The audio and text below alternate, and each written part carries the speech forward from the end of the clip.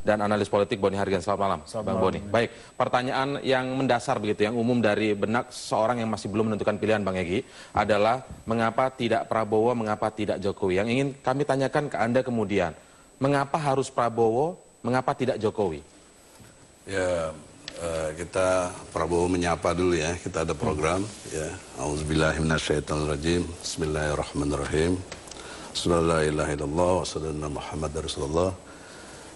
Irhamna, dan kita lihat kepada semua pemirsa sebagai kaum muslimin, tentunya lagi bulan puasa ya. Kita ucapkan dulu selamat berpuasa dan berbuka tadi. Baik, mungkin bisa langsung ya, karena waktu dalam konteks ini saya tawarkan gagasan dulu, ide apa namanya metodologinya ya. Dalam memilih orang itu, mengapa Jokowi, nanti mengapa Prabowo, itu yang dipilih karena keunggulannya. Nggak ada kita mau milih orang karena kelemahannya. Yang bisa digarisbawahi apa misalnya? Oleh karena itu, ini hasil penelitian.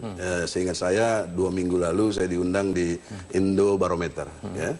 Mas Kodradi undang. Jadi dalam penjelasannya itu, keunggulan Jokowi ada pada kesederhanaannya, merakyat, jujur. Ya.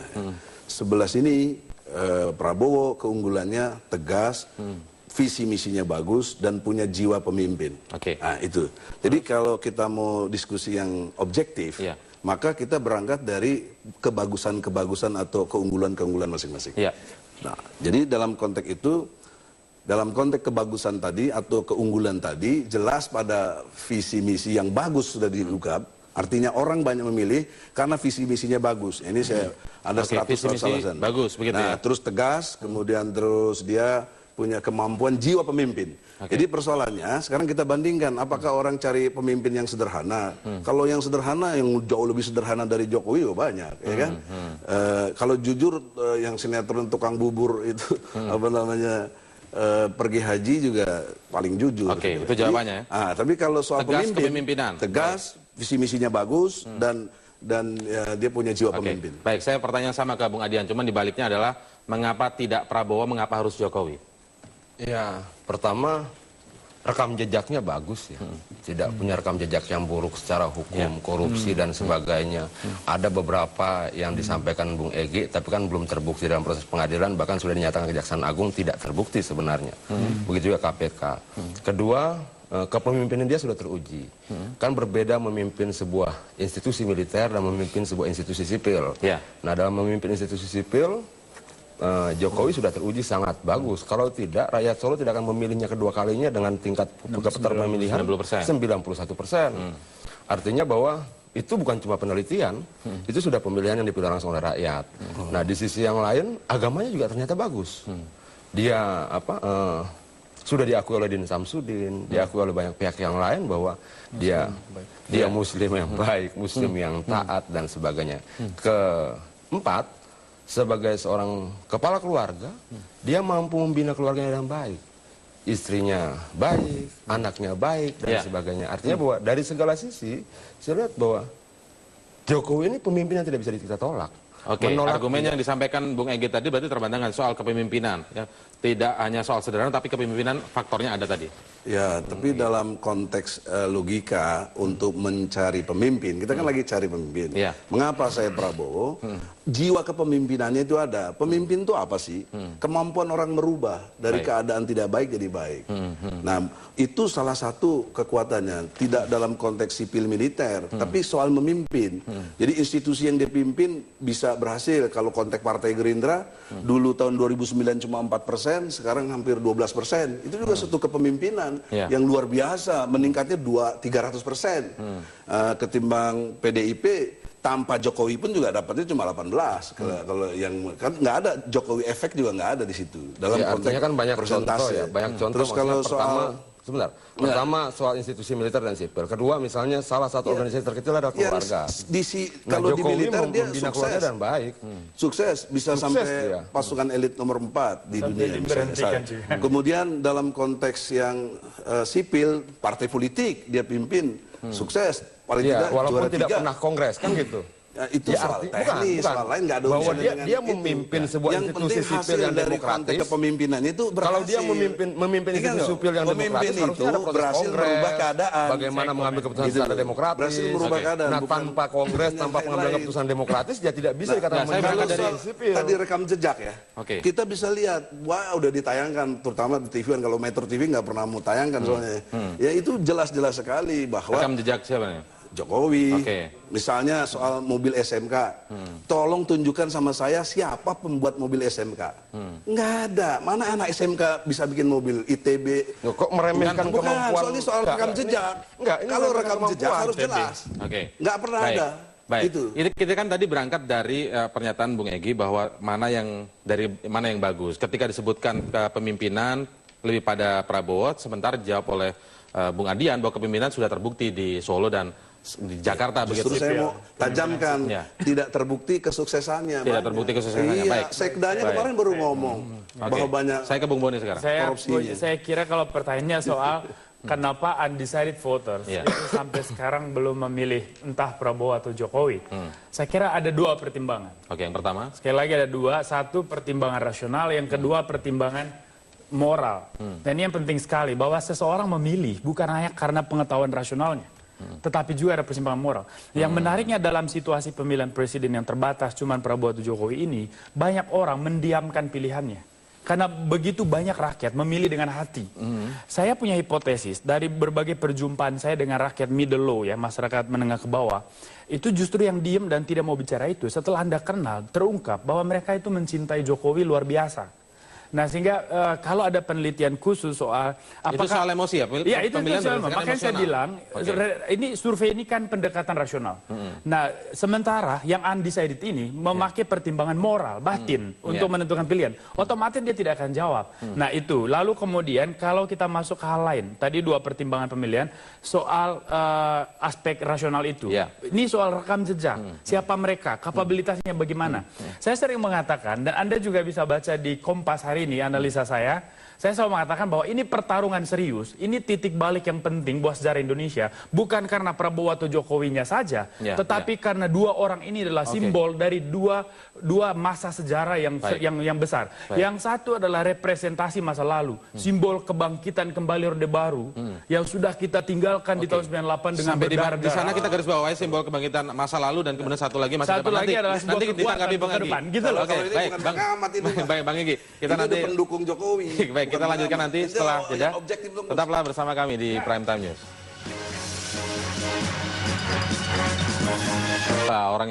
Karakter orang yang masih belum menentukan pilihan undecided voter secara rasional maupun emosional. Tadi yang disebutkan secara emosional, tapi saya akan kembalikan dulu yang secara rasional belum menentukan pilihan. Yang ada di masyarakat tentang mengapa tidak Prabowo salah satunya atau salah duanya begitu, Bang Egy, adalah kekhawatiran mereka tentang masa lalu atau rekam jejak Prabowo yang disangkut pautkan dengan kasus HAM. Kemudian di sisi Hatta Rajasa, baru-baru ini ada kelompok masyarakat melaporkan KPK dugaan ya keterkaitan dengan kasus mafia minyak dan gas. Yes. Nah, bagaimana dari kubu Prabowo Hatta menjelaskan ini? Kalau soal HAM itu kita harus mengacu ke yang lama juga ya, bahwa tahun 2009 Prabowo itu cawapres dari Ibu Mega. Itu nggak ada persoalan HAM keluar tuh dipersoalkan Saat pun. itu nggak ada. Nggak ada, itu yang sepengetahuan saya. Jadi sebenarnya selesai. Yang kedua, pendekatan hukumnya, selektivitas yang dilakukan oleh KPU dengan persyaratan-persyaratannya tadi itu harus jadi justifikasi hukum bahwa clear semuanya masalah. Termasuk soal hutang. Ketika KPU Metro menyatakan, TV, coba kemarin sering memberitakan hutangnya sekian triliun katanya Prabowo. Jokowi nggak punya hutang, malah Jokowi hutangnya lebih banyak ternyata. Prabowo cuma 28 juta misalnya. Itu contoh bahwa fitnah itu jahat sekali gitu loh. Nah, jadi itu konteks yang HAM dan hal-hal lain yang sifatnya terbantahkan oleh dengan sendirinya. Kemudian Kemudian soal minyak, nggak ada urusannya dengan Prabowo. Apa urusannya bro? Belum ada konteks yang dikaitkan dengan apa Hatta Raja yang dilaporkan ya, KPK kemarin. Itu urusan Hatta, nanti konteksnya dalam jangan konteks Prabowo. Kita juga tidak, dan itu pun juga harus clear, harus orangnya menjelaskan. Saya tidak punya kapasitas untuk menjelaskan itu. Tapi ini penting nih tema ini. Nanti justifikasi tidak bagus. Ini di soal masa lalu ini penting kita bahas. Sebentar, saya mau ini dulu yang luruskan Anda soal Orde Baru. Anda terlalu underestimate juga kepada satu perubahan reformasi ini. Ini perubahan yang sudah terjadi bergulir sedemikian rupa. Saya ini yang pernah memprovokasi Prabowo tahun 2012 pernah, bahkan tahun waktu dia Danjen Kopassus untuk revolusi. Dia tolak saya habis-habisan. Dia tidak setuju. Saya setuju konstitusi. Saya mau pemilu walaupun kalah. Itu bukti demokrasinya yang luar biasa menurut saya. Saya terkesima, saya aja maunya revolusi sama Adian dulu. Adian tapi oleh karena itu lalu yang bertanggung jawab terhadap penculikan siapa? Nah, tapi lupakan itu. Saya mau mengatakan begini. Bukan gitu. Anda jangan salah nyebut. Nanti kalau dikejar, Anda berani nuduh Prabowo penculik?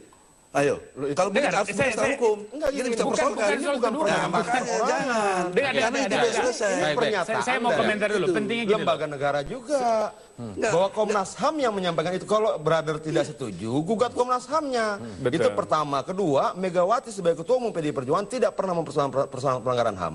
Itu bukan pernyataan Ketua Umum kita, itu bukan pernyataan Megawati, itu pernyataan lembaga negara yang ente juga bayar pajaknya untuk membiayai dalam konteks itu. mempersoalkannya itu sebagai cawapres tidak pernah dipersoalkan.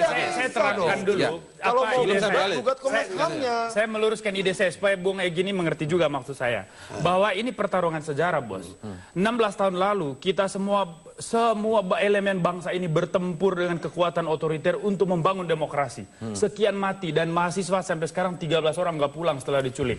Nah, sejarah reformasinya dibangun dengan darah. Terus tiba-tiba setelah 16 tahun kita campakkan dan kita ingin bangkitkan kembali kekuatan buruk lama itu. Ini menurut saya tidak bisa dipertanggungjawabkan secara moral. Maka perdebatan kita sebetulnya adalah perdebatan kita adalah Anda harus ungkap juga kasus Tanjung Priok. Anda harus juga kasus Talang Sari. Dalam visi jadi jangan terlalu fokus dalam visi misi itu yang dalam kajian akademis visi misi Jokowi. Dalam kajian visi misi akademis Jokowi itu dia sampaikan, Bos. Jelas itu tertulis kasus per kasus. Artinya nggak usah khawatir. Akan ada temannya juga nanti dia di dalam. Kalau misalnya kemudian proses peradilan berjalan. Jadi tenang-tenang saja. Nah, yang jadi masalah begini sekarang. Bahwa kemudian negara ini mau kita bawa kemana? Ada dua pilihan, melangkah mundur atau melangkah maju. Sebentar, menjadi bagian dari masa lalu di mana kita harus ikut mewakili. Yang membuat jadi tidak mundur bisa. terus. Kita tahu betul bagaimana kalau kita bicara bobot bebek bobot, bagaimana kemudian dia menang. Beginilah, sederhananya begini loh. Kalau misalnya salah satu ukuran demokrasi adalah kebebasan sipil, pertanyaan saya, sekarang kelompok garis keras yang merusak ruang publik dan kebebasan publik, sekarang ada di tim sukses mana? Oke, baik. Kita tahan dulu sebelum saya beralih. Indikator sederhana. Bung Boni, kita tahan dulu, nanti kalau kita lanjutkan. Itu saya bisa beberin kita lanjutkan lagi setelah yang gabung di Jokowi mana itu. Bung Egy, tenang dulu. Tetaplah bersama kami di Prime Time. Lanjutkan perbincangan di Prime Time News. Karena sebelum kita akan nanti lanjutkan setelah headline, saya akan ke Bung Boni terlebih dahulu, karena waktunya 1 menit. Apa masalahnya kalau misalnya memang Prabowo yang jadi presiden atau Jokowi yang jadi presiden? Bisa kasih gambaran buat yang masih undecided saya melihat voters. dari aspek sejarah demokrasi. Kalau misalnya Jokowi menang, karena ini adalah produk reformasi, dan dia adalah simbol dari kebangkitan nilai-nilai kerakyatan, saya kira sejarah proses demokrasi ini berjalan linear ke depan. Ya, tinggal ke penguatan-penguatan secara prosesual ke depan. Tapi kalau misalnya Pak Prabowo menang, akan terjadi satu benturan sejarah. Ini saya bilang goncangan sejarah, turbulensi sejarah. Kenapa? Karena ada tabrakan nilai. Nilai lama yang mereka adopsi kembali dan nilai baru yang dipaksakan harus diambil. Karena inilah tuntutan perubahan zaman. Jadi ada tabrakan antara misalnya penegakan HAM di satu sisi, di sisi lain mereka membenarkan pelanggaran HAM yang terjadi di masa lalu. Jadi tabrakan, terjadi paradoks, contoh tabrakannya kontradiksi. di situ. Nah itu contoh. Apakah atau hanya itu misalnya, aja contohnya? Mereka membangun demokrasi sipil, ini tuntutan nilai modern. Lalu mereka juga ikut mewacanakan itu. Tetapi karakter mereka itu militer, karakter mereka itu sedikit fasis, karakter mereka bahkan benarkah karakter sedikit fasis? Nah artinya bahwa tabrakan-tabrakan nilai itu melahirkan goncangan sejarah. Makanya saya bilang, kalau Pak Prabowo Hatta yang menang, turbulensi sejarah terjadi. Baik, nanti kita akan minta tanggapan dari Bang Egy. Tetaplah bersama kami pemirsa di Prime Time News. Perbincangan di Prime Time News, saya ke Bung Egy sekarang memberikan kesempatan untuk menanggapi apa yang disampaikan oleh Boni Hargens tadi sebelum kita Ya dari Adinda Boni ya, itu turbulensi itu nggak akan terjadi, apalagi istilah tabrakan. Saya kira Anda perlu mendalami teori fungsional. Dalam teori fungsional itu ada dua elemennya, kapasitas dan otoritas. Ya. Nah dalam konteks kapasitas ini dan otoritas yang ada pada seseorang dalam konteks dia memimpin, itu Prabowo pernah mengatakan, kalau ada hal yang baik dari SBY misalnya sekarang atau sebelumnya lagi, ya kita harus teruskan. Itu satu objektivitas. Kalau hal yang baik, yang nggak baik logikanya apa? Ya nggak dipakai, bahkan yang harus disebutkan dilawan. contoh tadi tabrakan misalnya Ya, jadi penegakan dengan HAM. logika tadi, dengan logika itu nggak ada tabrakan. Jadi kurang paham teori fungsional ini gitu. Bang, sorry, saya potong. Ini soal bicara teori saya potong. Tadi Anda ngomong, saya nggak ingat. Diam dulu. Saya ahli teori. Saya ahli serius. Lo dokter, gue juga dokter. Saya bantah nih, saya bantah. Ya, Dia lupa bahwa teori sebentar. Kasih kesempatan dulu Bang Boni. Diam dulu. Harus jujur. Oke, ya. Nah, jadi bagaimana mungkin terjadi turbulensi atau tabrakan kalau hal yang baik diteruskan, yang tidak baik tidak diteruskan, bahkan dilawan. Tidak ada tabrakan. Tidak ada logikanya, baik. Sebentar dulu. Yang kedua, soal orde baru. Enggak, ini tadi soal orde baru. Ini kan kasih kesempatan kita ngomong. Hubungannya itu kan Prabowo dan mertuanya. Pasti terjadi turbulensi itu. Beda kalau kemudian tidak ada ikatan apapun. Dia punya anak, dia punya istri yang katanya mau rujuk lagi, katanya dan sebagainya. Oke, Bung Ardian. Benturan itu pasti terjadi. Akan ada kekuatan masa lalu yang mau tidak mau harus dia lindungi. Ukuran kita Karena jangan melindungi dirinya private sendiri. keluarga seperti itu. Bukan private, bos. Tetapi konteksnya Jelas bahwa adalah bagaimana dia akan kebenaran mengadili, fakta yang ada itu sendiri. menjalankan TAP MPR nomor 11 tahun 98 untuk memeriksa kasus korupsi Soeharto ketika Soeharto adalah mertuanya. Tidak bisa. Pasti ada tabrakan. Pasti akan ada tabrakan.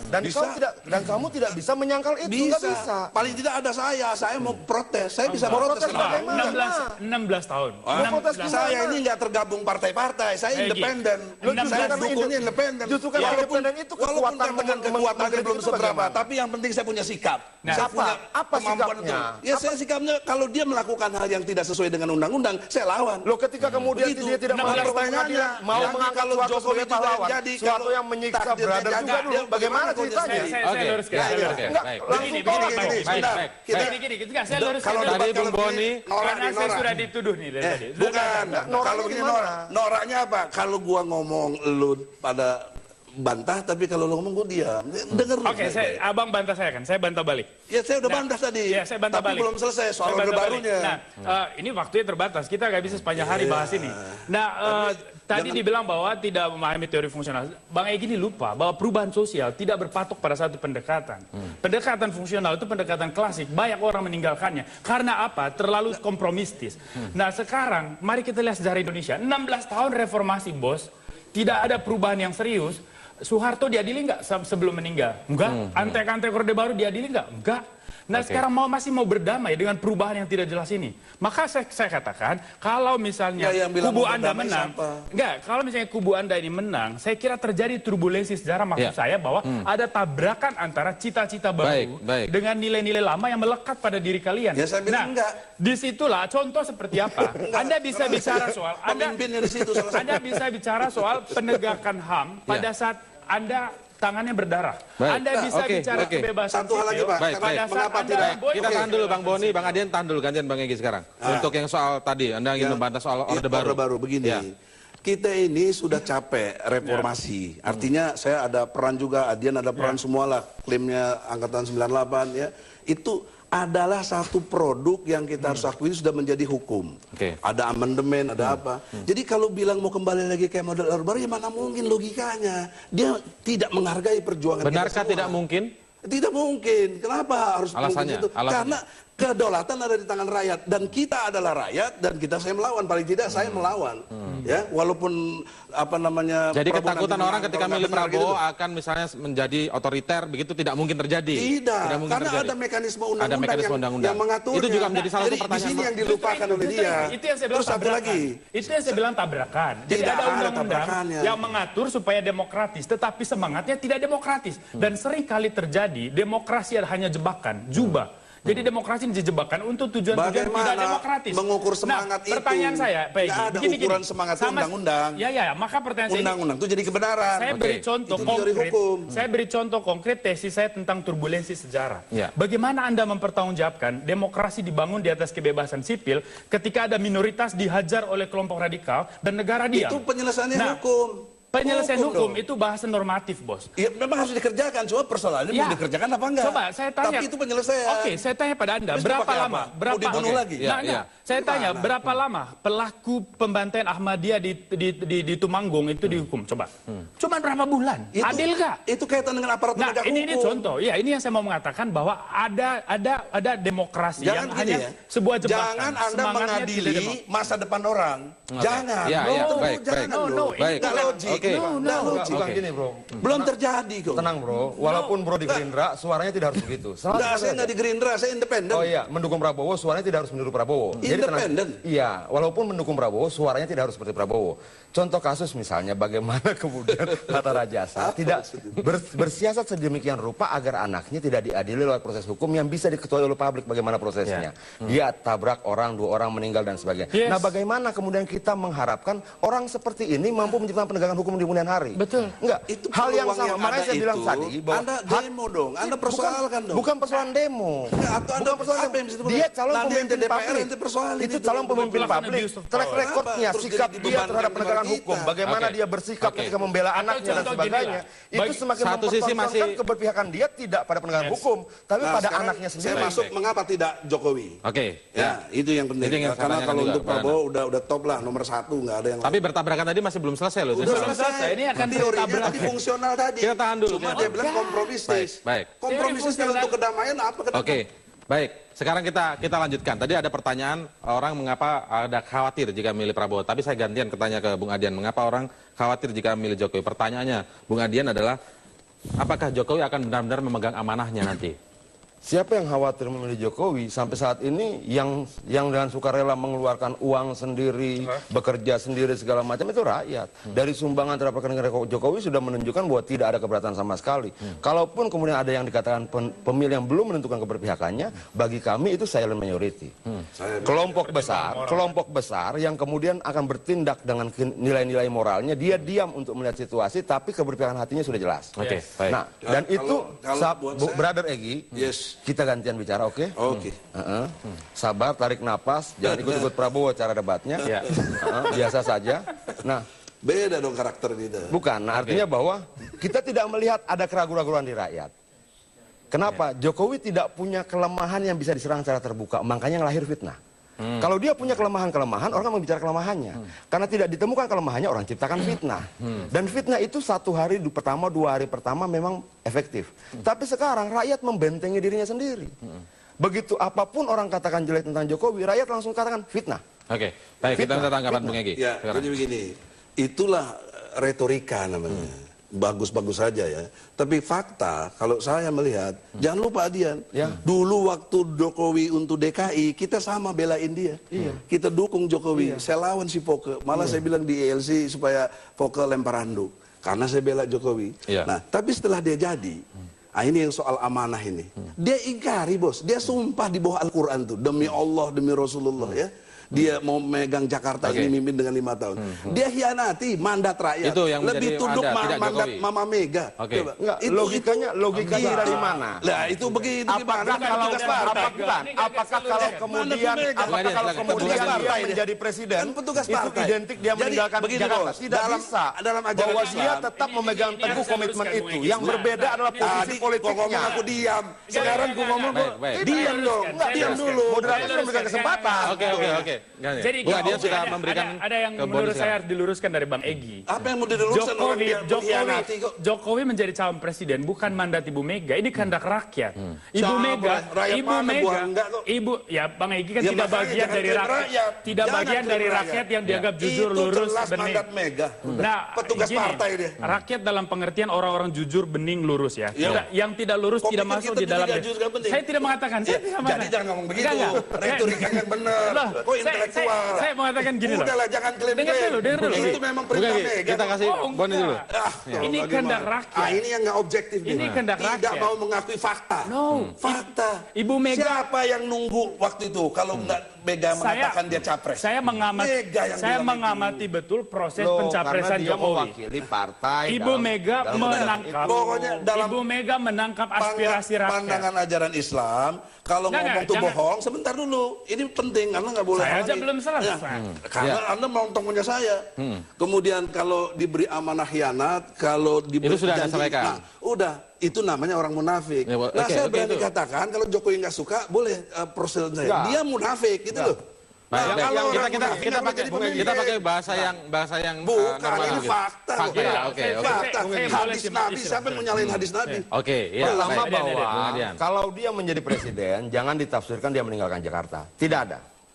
Justru Tidak dia benar. tetap memegang teguh Jakarta. Faktanya udah meninggalkan, bos. Brother, tarik napas 3 kali. Ya. Dia tidak meninggalkan Jakarta. Justru dia akan memiliki kewenangan lebih besar untuk menata Jakarta. Kita lihat kemarin Baik. bagaimana kemudian antar daerah, sungai dan sebagainya Baik. tidak bisa diselesaikan. Baik. Sebentar, brother. Nah, ketika dia memegang Brother kewenangan sebagai nggak ngerti presiden, undang-undang otonomi bukan. daerah. Ketika dia memegang kewenangan sebagai presiden, dia punya kewenangan untuk melakukan itu. Nggak bisa. Baik, berarti sampai di situ saya yang motong sekarang, kita harus break. Tetaplah bersama kami di Prime Time News.